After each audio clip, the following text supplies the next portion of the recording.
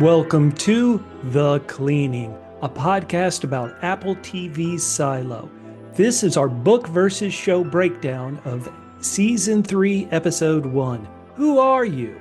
There's a lot of changes to cover, and that's before we even get to the specifics of this first premiere episode of Season 3. Why? Because so far, characters who are alive in the book are dead in the show. Characters who are dead in the book are alive in the show.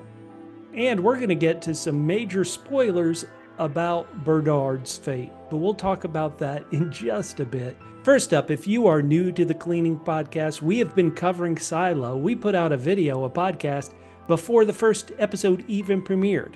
I read these Hugh Howey books way back in 2013, and I would tell anybody who I talked to, I'd say, hey, if they want to make a great TV show like Game of Thrones or something that everybody has to watch, they should adapt these Hugh Howey books. Now, the first two seasons really covered the first book, Wool, even though admittedly in season 2 there was a little bit of content about Solo, about Jimmy from the second book, Shift. But what we're told, the people who got to see the season early, and they've seen the entire season, is that this third season is going to be based on the second book, Shift, while also covering content from the third book, Dust. And back to my original point, because the show has already made so many changes, we're starting from a point where there's no kind of corresponding place in the books. I mentioned that there are characters who are dead in the books who are alive in the show. The character Knox, the leader of the mechanics from the Down Deep, he died in the book. Now, the situation and specifics are a bit different in the book, but if you saw at the end of season 2, the Down Deep was fighting the Judicial Raiders. Knox died in that battle. Similarly, at the end of season 2, the TV show, Juliette's father, Dr. Nichols, sacrificed himself, and he's dead. But he's alive in the books, and in fact, in the third book, Dust, he has a lot of stuff to do, a lot of things to cover. Now, again, if you've been watching our podcast, The Cleaning, you may know that I have been really tough on the show for certain changes. But these two changes in particular, I think they're okay. In the books, Knox is kind of a two-dimensional, tough guy, leader of the Down Deep mechanics. And he doesn't affect the story that much, mainly because he dies at this point. And in the show, they've given him a bit more characterization. They've given him a relationship with Shirley. But still, I have a feeling he's going to stay kind of a supportive player to Juliette's story, and so I think it's fine he's alive. Now, with Dr. Nichols, Juliette's father, he does do stuff here in the final book, Dust, but I'm not sure that stuff has to be done specifically by Juliette's father. It could be done by just any doctor in the silo. That's my opinion. But hey, I'm just one person. I like to say, who cares what I think? I want to know what you think. If you have thoughts on those changes or some of the others we're going to get to in a bit, if you're watching in YouTube, go down in those comments. I really want to hear your thoughts. I want to hear if you're upset about these changes, if you're cool with them, and we're going to get to some big changes later. If you're listening to this on audio podcast, reach out to us on social media. We're on all social media platforms at double PHQ, the word double, the single letter P for podcast, HQ for headquarters. If you haven't subscribed, please subscribe. I have a feeling, as a tough book-loving critic of this show, I just have a feeling that season 3 is going to be really fun. So we want you on this journey with us. Now, right now, I want to quickly get to Bernard. So this is admittedly going to be a spoiler for the show. So even if you've read the books, if you don't want spoilers for the show, jump away now. I'm going to have a big spoiler graphic on the screen, and I'll have in the show notes, just go to the next chapter when I stop talking about these Bernard spoilers, okay? So 3, 2, 1. In the books, in the first book, Wool, Bernard dies in that antechamber on the way outside, which they always turn into a furnace to burn any, chemicals or diseases that got in from the outside toxic air. Bernard dies at that point in the book. However, Apple TV has released a clip which shows Bernard lives in the show. He survived the furnace just like Juliette did in the show. Now, how do I feel about that change? It could be okay. In the books, Bernard is a two-dimensional evil villain, but he's actually kind of a smarter villain than the show's Bernard. The villain in the book, Bernard in the book, doesn't really make too many dumb mistakes. The Bernard on the show, I think, made some questionable mistakes. Now, they've given him some characterization himself by having a past relationship with Judge Meadows and stuff. And both versions of Bernard, you later come to realize, well, they're kind of just doing what they have to do based on this overlord, based on this overlord who forces the pack to be done a very specific way. So I'm okay if they keep him alive. At this point in the story, in the silo, Juliette's next big antagonists are what I would call the faith militant, if you remember them from Game of Thrones, some really kind of almost religious people about the silo. But her big antagonist is the people outside her silo 18, and that's the overseers.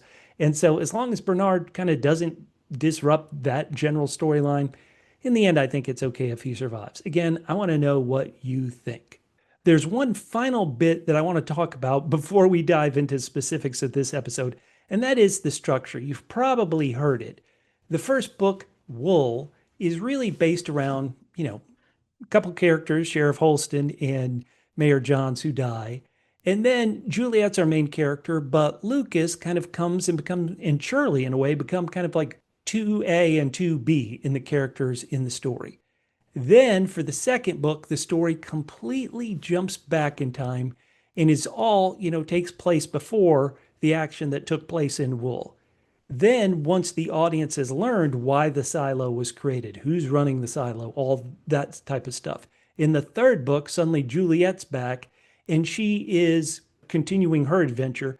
But the readers, the audience, knows all the backstory as they read Juliette, what happens when she returns and she's mayor. So the show is in this weird position of where you can't, certainly, nobody's saying, hey, get rid of Rebecca Ferguson and Juliette in Silo 18 for a season. But the show, if they want to kind of keep the same feel, it feels like they have to stall. And that's where we get to this first big change based on season 3, episode 1, the amnesia. Juliette never gets amnesia in the books. Now, book readers will tell you there is another character who appears in season 3, episode 1, who is given the forget-me pills from Arrested Development. For some reason, they're giving it to Juliette. It feels like they're just trying to stall. Now, one of the big criticisms I've had about this adaptation is that the books move along with urgency. Juliette and all the characters have a big problem, and it's an urgent problem. They've got to solve those problems now. That's why these books are such page turners. You got to go, go, go. And the show has kind of not done that so much as created like a 1984, George Orwell kind of slow boiling. You're in boiling water and it's boiling. And it's not till the end of the season that the water actually boils and the pace kicks up. And I know that's what they're going for. And I think it's worked for a lot of you viewers. If you've been listening to the cleaning podcast, I watch this and I'm like, I don't feel the water boiling. I feel you waiting and stalling to get the action going. And I'm like, get on with it. So Amnesia, we're really going to have to see how they play this off because, again, it feels like a big stalling tactic. Another big change is Camille Sims. She is not a character in the book at all. Sims is another kind of two-dimensional character in the book because he's just supposed to be Bernard's muscle. But the show, to the show's credit, has fleshed the Sims out, created Camille Sims as a compelling character. And so even though at this point in the story, Juliette really only has this kind of faith militant type of Silo 18 problems, it feels like the show is building up Camille Sims to be the antagonist to Juliette and all our heroes at this beginning part of the season. And she's become an interesting character, and so that's to the show's credit. To the show's detriment, though, once again, at this point in the story, Juliette has so many allies. Kind of everybody is with Juliette, including the head of IT, who is Lukas. Lukas, I said he's kind of like character 2A, if Juliette's character number 1 in the first novel, Wool. Lukas was one of my favorite characters, and the show has never known what to do with him. Because they don't know what to do with him, and they wouldn't just, even though I thought he was practically perfect in the book, they ripped apart what he did in the book. And so at the beginning of season 2, he had to be, he wasn't in those episodes because the show couldn't figure out what to do with him. He was down in the mines, I think. Here at the beginning of season 3, they've got Lukas disappeared, which really drives me batty, that one of my favorite characters the show can't do correctly. But even worse, they're creating new stuff for him, which is hey, you're not in these episodes because we can't figure out what to do with you. Oh, well, what can you do? I've mentioned a handful of times that Charlotte has to battle against this kind of religious cult. In the books, they're not the outsiders, but the outsiders could be what they're hinting to bring that storyline in. So, as you hear, I keep going back and forth on the show's choices. Some I think actually work, like Camille Sims. A good handful, I'd say at least 50%, are not better than the books, like Lukas, like some of the things they've done. Again, who cares what I think? Go down in those YouTube comments and tell me your thoughts. Let's get to the before times. And a big smart change, I believe a smart change that the show has done, is in the book Shift, the second book, and I'm trying to grab it and hold it up right here. In this second book, Shift, Congressman Daniel is already married to Helen. Their love and relationship is already at the, they're married. They're at that point. I think we need the audience, the television show audience, to really invest in their relationship. So by not having them married, but having us as an audience see them fall in love and develop a relationship, I think that's really smart because the audience needs to, once again, really connect with these two characters for the terrible, harrowing journey they're about to go on. Another change this first episode hints at is Daniel's sister, Charles, or I think she's Charlotte in the books, and they're calling her Charlie or Charles. She has some conspiracy going on. Now, Charlotte is a very kind of minor character in the second book, but a very important character in the second book. So Charlotte's storyline about Iran and the cloud of mystery, that hints to the nanotechnology, which is such a big part of this series. And they've done a really good job not hinting about that at all. Once again, giving her something to do and more conspiracy. Ooh, this is, Washington political cover-up. I think that's probably a smart choice based on this first episode. Now, in this first episode, I pointed it out in my trailer video, they took the main antagonist from the second book, Shift, and they gender swapped them. In the book, it's a male Senator Thurman. Here in the TV show, it's a female Senator Thurman. This one, I love this actress, Laura Innes. She's played an antagonist on many shows. I think going back to ER is when I first saw her as a, kind of antagonist to our heroes.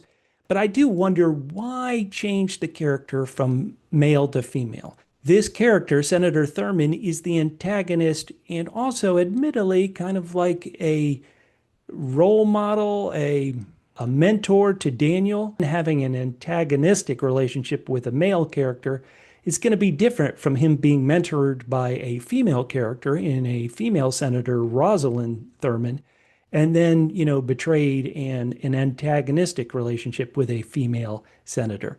I think it might make more sense if Senator Thurman was Juliette's antagonist, but in the books, and obviously as you see in the setup currently, Senator Thurman's really, once again, the antagonist to Daniel. Why do you guys think? Do you have a reason why they would change Senator Thurman to a female character? Let me know down in the YouTube comments.